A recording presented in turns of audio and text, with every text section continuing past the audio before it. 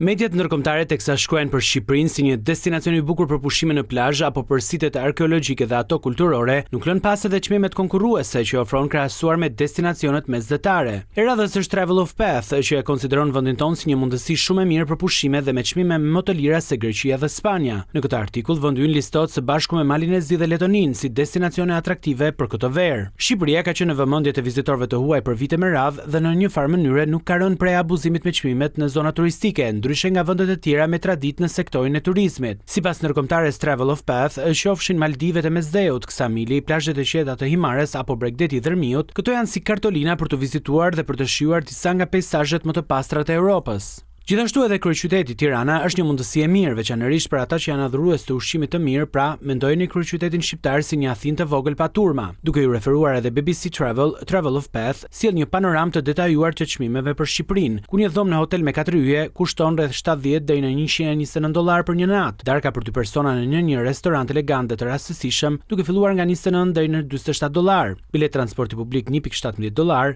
hyrje në muze $5 deri në $11, ndërsa një kafe dhe ëmbëlsira $1.76 deri në $3.52, përfundon artikullin Agjencia Ndërkombëtare e Udhëtimeve.